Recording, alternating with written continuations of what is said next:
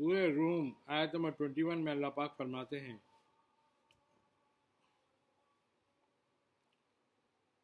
اور یہ بھی اس کی نشانیوں میں سے ہے کہ اس نے تمہارے لیے تمہاری ہی جنس سے جوڑے پیدا کیے تاکہ تم ان کی طرف سکون پاؤ، اور اس نے تمہارے درمیان محبت اور رحمت پیدا کر دی۔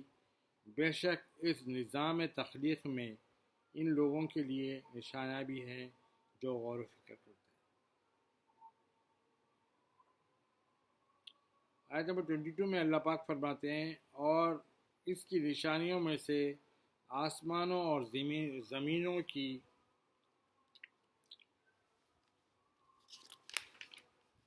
تخلیق، یعنی آسمان اور زمینیں جو کریٹ کرے اللہ تعالیٰ، جو پیدا کرے، تخلیق بھی ہے، نشانیوں میں سے وہ بھی ہے۔ اور تمہاری زبانوں اور تمہارے رنگوں کا اختلاف بھی ہے، یعنی جو رنگوں کا ڈفرینٹ کلرس رہتے، اس کا میں بھی آپ کو یہ پسند ہے، یہ پسند نہیں ہے، وہ بھی اختلاف، وہ بھی نشانی اللہ کی ہے۔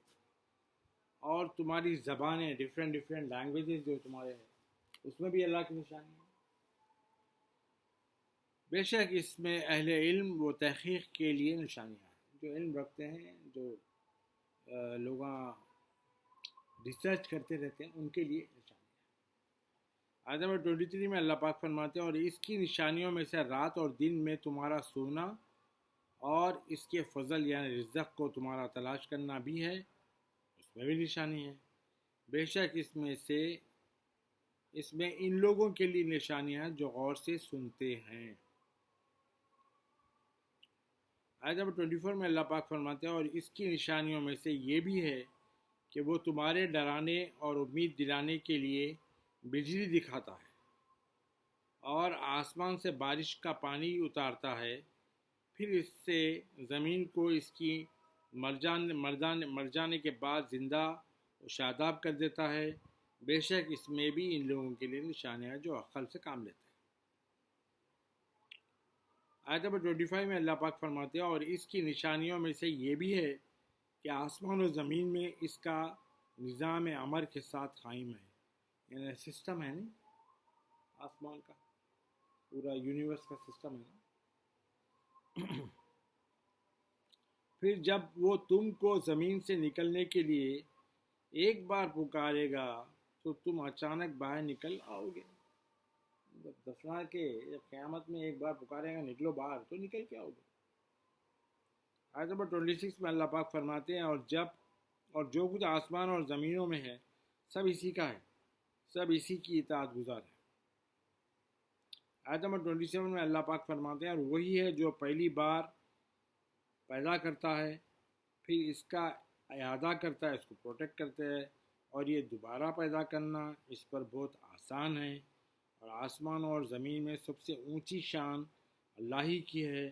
اور وہ غالب ہے، حکمت والا۔ آیت نمبر 28 میں اللہ پاک فرماتے ہیں، اس نے نقطۂ توحید سمجھانے کے لیے تمہاری ذاتی زندگیوں سے ایک مثال بیان فرمائی ہے۔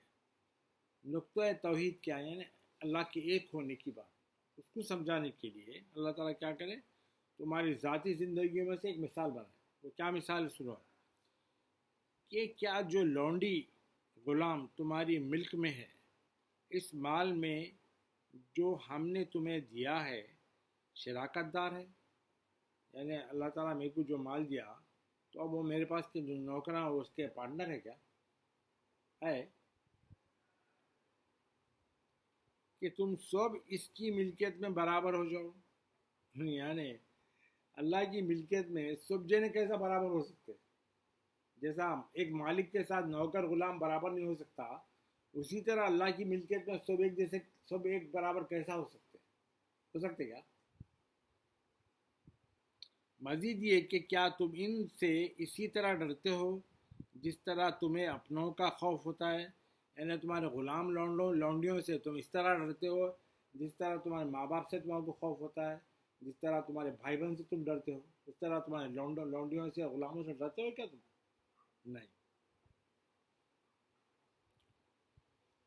نہیں، اسی طرح ہم عقل رکھنے والوں کے لیے نشانیاں کھول کر بیان کرتے ہیں۔ کہ اللہ کا بھی اس کی مخلوق میں کوئی شریک نہیں ہے۔ جس طرح تمہارے نوکر یا لونڈی تمہارا پارٹنر نہیں ہے، اسی طرح اللہ کا اس کائنات میں کوئی پارٹنر نہیں۔ آیت نمبر 29 میں اللہ پاک فرماتے ہیں بلکہ جن لوگوں نے ظلم کیا ہے وہ بغیر علم و ہدایت کے اپنی نفسانی خواہشات کی پیروی کرتے ہیں۔ علم نہیں لیتے وہ لوگ، اپنی نفسانی خواہشات کو فالو کرتے رہتے ہیں۔ بس اس شخص کو کون ہدایت دے سکتا ہے جسے اللہ نے گمراہ ٹھہرا دیا ہو، اور ان لوگوں کے لیے کوئی مددگار نہیں ہے۔ آیت نمبر 30 میں اللہ پاک فرماتے ہیں بس آپ نبی اکرم صلی اللہ علیہ وآلہ وسلم اپنا رخ اللہ کی اطاعت کے لیے کامل یکسوئی کے ساتھ قائم رکھے، یعنی اللہ تعالیٰ کو فالو کرنے کے لیے اللہ کے نبی سے کہہ رہے ہیں اللہ تعالیٰ کہ آپ ٹوٹل کانسنٹریشن کے ساتھ اللہ کو یکسوئی کے ساتھ فالو کریں، اس کو قائم رکھیں، یعنی شروع کریں اس کو قائم رکھیں، ختم ہونے مت دیجیے۔ اللہ کی بنائی ہوئی فطرت اسلام ہے۔ اللہ جتنے بھی دنیا میں لوگ پیدا ہوتے ہیں نا، وہ فطرت اسلام پہ پیدا ہوتے ہیں، وہ اللہ کی بنائی ہوئی وہ ہے، لیکن اس کے ماں باپ اس کو کرسچن بنا دیتے یا ہندو بنا دیتے، اس کے ماں باپ کرتے، لیکن دین فطرت پہ ہی بندہ پیدا ہوتا ہے جس پر اس نے لوگوں کو پیدا فرمایا ہے، اسے اختیار کر لو۔ اللہ کی پیدا کردہ سرشت میں تبدیلی نہیں ہوگی، یعنی اللہ تعالیٰ جو پیدا کیا، جو فطرت پیدا کیا، اس میں کوئی تبدیلی نہیں ہوگی۔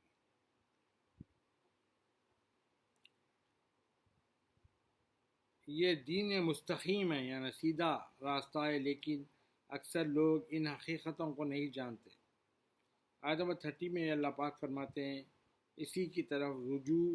و انابت کا حال رکھو اور اسی کا تقوی اختیار کرو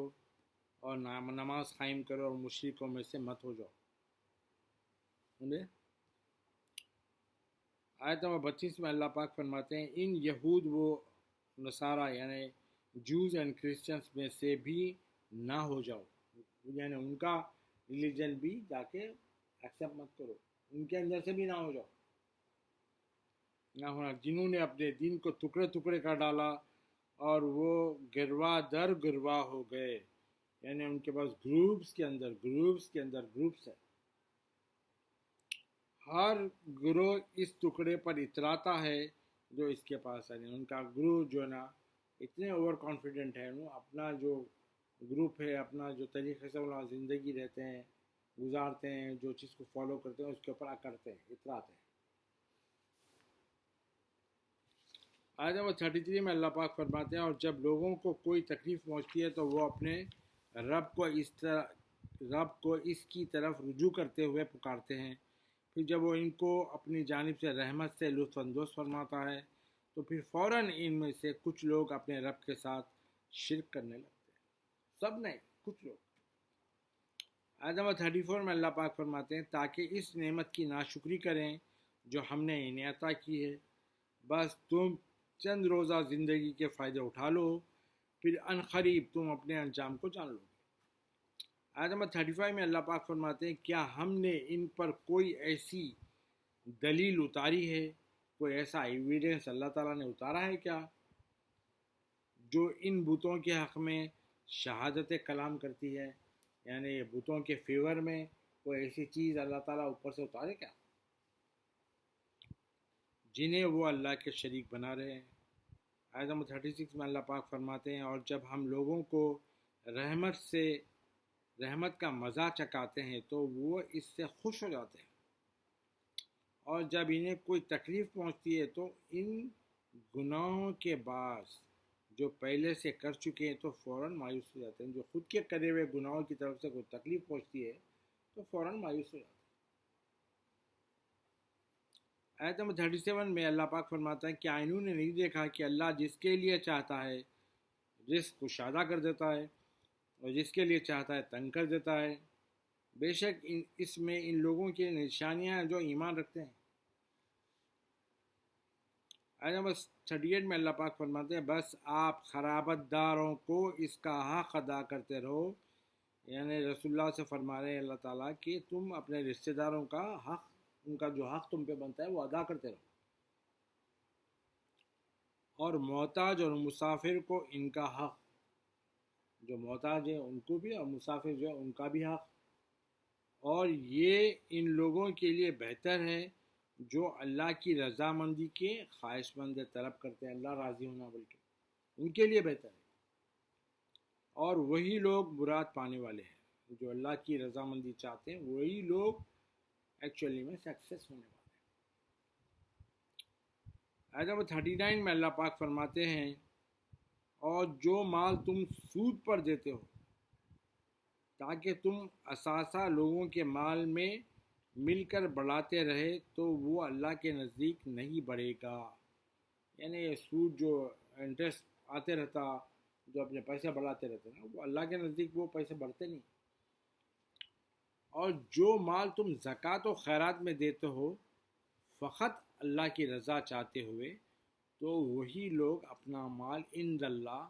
کثرت سے بڑھانے والے ہیں، وہ مال اللہ کی نظر میں بڑھے گا، بڑھتے رہے گا، جو صرف اللہ کی ذات کے لیے زکوٰۃ دیتے ہو، صدقہ دیتے ہو۔ آیت نمبر 40 میں اللہ پاک فرماتے ہیں اللہ ہی ہے جس نے تمہیں پیدا کیا، پھر اس نے تمہیں رزق بخشا، پھر تمہیں موت دیتا ہے، پھر تمہیں زندہ فرمائے گا، کیا تمہارے خود ساختہ جو خود بنا لیے سو شریکوں میں سے کوئی ایسا ہے جو ان کاموں میں سے کچھ بھی کر سکے؟ ہے کیا؟ وہ اللہ پاک ہے اور ان چیزوں سے بہت بڑھ کر ہے جنہیں وہ اس کا شریک ٹھہراتے ہیں۔ آیت نمبر 41 میں اللہ پاک فرماتے ہیں بحر و بر میں فساد ان گناہوں کے باعث پھیل گیا جو لوگوں کے ہاتھوں نے کما رکھے ہیں، تاکہ اللہ انہیں بعض برے اعمال کا مزہ چکھا دے جو انہوں نے کیے ہیں تاکہ وہ باز آ جائیں، یعنی بحر بور یا دنیا میں فساد پھیل چکا ہے، ان کے گناہوں کی وجہ سے پھیلا ہے۔ اب اللہ تعالیٰ ان کے برے اعمال کا مزہ چکھا دے گا جو انہوں نے کیے ہیں تاکہ وہ باز آ جائے۔ آیت نمبر 42 میں اللہ پاک فرماتے ہیں اے نبی مکرم صلی اللہ علیہ وآلہ وسلم آپ فرما دیجئے کہ تم زمین میں سیر و سیاحت ٹریول کیا کرو، پھر دیکھو پہلے لوگوں کا کیسا عبرتناک انجام ہوا، ان میں زیادہ تر مشرک تھے، کافر نہیں تھے، مشرک زیادہ تر تھے۔ آیت نمبر 43 میں اللہ پاک فرماتے ہیں سو آپ اپنا رخ انور سیدھے دین کے لیے قائم رکھیے، رسول اللہ سے فرمائے آپ اپنا رخ انور، اپنا ڈائریکشن جو نور والا ہے، رخ انور وہ سیدھی طرف رکھیے، سیدھے دین کے لیے قائم رکھیے، اس سے پہلے کہ وہ دن آ جائے جسے اللہ کی طرف سے ختم نہیں پھرنا ہے، یعنی قیامت کا دن، وہ دن آنا ہے، وہ پھرنے والا نہیں ہے، وہ تو آنا ہی آنا ہے۔ اس دن سب لوگ جدا جدا ہو جائیں گے، سب لوگ الگ الگ ہو جائیں گے۔ آیت نمبر 44 میں اللہ پاک فرماتے ہیں جس نے کفر کیا تو اس کا وبال کفر اسی پر ہے، اور جو نیک عمل کرے سو یہ لوگ اپنے لیے جنت کی آرام گاہیں درست کر رہے ہیں، یعنی دنیا میں رہ کے نیک عمل کر رہے ہیں تو اپنے لیے جنت کی رہائش گاہیں، اپنے مقاموں کو ٹھیک کر رہے ہیں۔ آیت نمبر 45 میں اللہ پاک فرماتے ہیں تاکہ اللہ اپنے فضل سے ان لوگوں کو بدلہ دے جو ایمان لائے اور نیک عمل کرتے رہے، بے شک وہ کافروں کو دوست نہیں رکھتا۔ آیت نمبر 46 میں اللہ پاک فرماتے ہیں اور اس کی نشانیوں میں سے یہ بھی ہے کہ وہ بارش کی خوشخبری سنانے والی ہواؤں کو پہلے بھیجتا ہے تاکہ تمہیں بارش کے فروٹفل کی صورت میں اپنی رحمت سے بہرہ اندوز فرمائے، یعنی اس کے بینیفٹس بارش کے تم کو ملے، تم اس سے انجوائے کرے،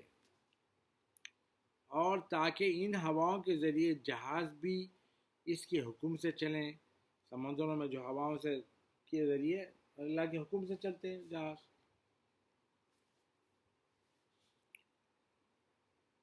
اور یہ سب اس لیے ہے کہ تم اس کا فضل بصورت زراعت و تجارت تلاش کرو اور شاید تم یوں شکر گزار ہو جاؤ گے. آیت نمبر 47 میں اللہ پاک فرماتے ہیں اور در حقیقت یعنی ایکچولی ہم نے آپ سے پہلے رسولوں کو ان کی قوموں کی طرف بھیجا اور وہ ان کے پاس واضح نشانیاں لے کر آئے، پھر ہم نے جھٹلانے والے مجرموں سے بدلہ لے لیا اور مومنوں کی مدد کرنا ہمارے ذمہ کرم پر تھا اور ہے. آیت نمبر 48 میں اللہ پاک فرماتے ہیں اللہ ہی ہے جو ہواؤں کو بھیجتا ہے تو وہ بادل کو ابھارتی ہیں، پھر وہ اس بادل کو فضائے آسمانی میں جس طرح چاہتا ہے پھیلا دیتا ہے، پھر اسے الگ الگ ٹکڑے کر کے طے بائے طے کر دیتا ہے ایک کے اوپر ایک. پھر تم دیکھتے ہو کہ بارش اس کے درمیان سے نکلتی ہے، یعنی جو ٹکڑے ہیں نا اس کے بیچ میں سے بارش نکلتی ہے. پھر جب اس بارش کو اپنے بندوں میں سے جنہیں چاہتا ہے پہنچا دیتا ہے تو وہ فوراً خوش ہو جاتے ہیں. آیت نمبر 49 میں اللہ پاک فرماتے ہیں اگرچہ ان پر بارش کے اتارے جانے سے پہلے وہ لوگ مایوس ہو رہے تھے، بارش نہیں آ رہی تھی. آیت نمبر 50 میں اللہ پاک فرماتے ہیں آپ اللہ کی رحمت کے اثرات کی طرف دیکھیے.